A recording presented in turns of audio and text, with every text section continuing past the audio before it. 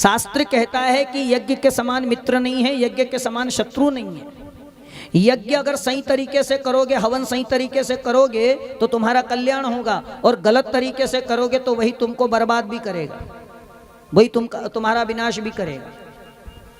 सही तरीके से यज्ञ होगा तो तुम्हारा कल्याण होगा, और गलत तरीके से करोगे तो वो तुमको बर्बाद करेगा, विनाश करेगा।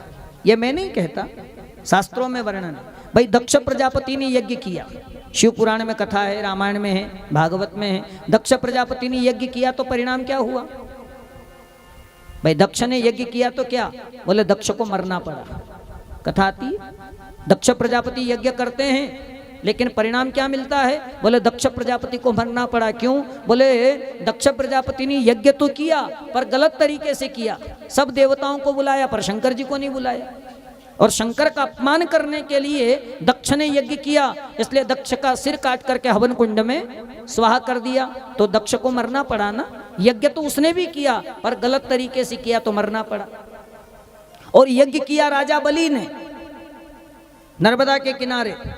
राजा बलि जब यज्ञ करता है तो स्वयं वामन अवतार लेकर के भगवान उसके द्वार पर जाते हैं। तो यज्ञ मित्र भी है, यज्ञ शत्रु भी है। यज्ञ हवन सही तरीके से हो, क्योंकि आजकल मैंने देखा है यज्ञ हवन करते हैं, मन में उतरी ईट ने जमाई लीन स्वाहा स्वाहा करना लग गया। ऐसा नहीं होता। यज्ञ कुंड कितना बड़ा होना इसका भी हमारे शास्त्रों में प्रमाण है। 3 पेड़ी का जो कुंड बनाया जाता है कि नहीं, तो पहली पेड़ी कितने अंगुल की होना, दूसरी कितने अंगुल की होना, ये सब इंच प्रमाण से बनता है। ऐसा थोड़ी कि मन में उतरी ईट ने जमाई लीन स्वाहा स्वाहा करने लग गए।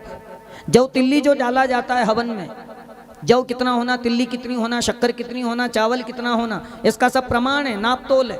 जौ ज्यादा होगा तो क्या होगा, तिल्ली ज्यादा होगी तो क्या होगा? सबसे ज्यादा क्या होना चाहिए? तिल्ली। क्या होना चाहिए? सबसे ज्यादा तिल्ली, उससे आधा जौ, उससे आधी चावल, उससे आधे शक्कर, और उसके बाद हवन सामग्री। ये सब इसका नाप तोल होता है। जौ ज्यादा होंगे तो क्या होगा, तिल्ली कम होगी तो क्या होगा।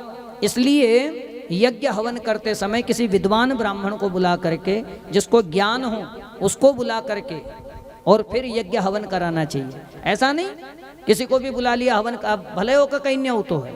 ब्राह्मण का सम्मान करने में बुराई नहीं है, ब्राह्मण का सम्मान करो, आदर करो, तिलक लगाओ, दक्षिणा दो, लेकिन यज्ञ कर्म करना है, कर्मकांड करना है तो किसी योग्य ब्राह्मण को बुला करके ही यज्ञ हवन कराना चाहिए।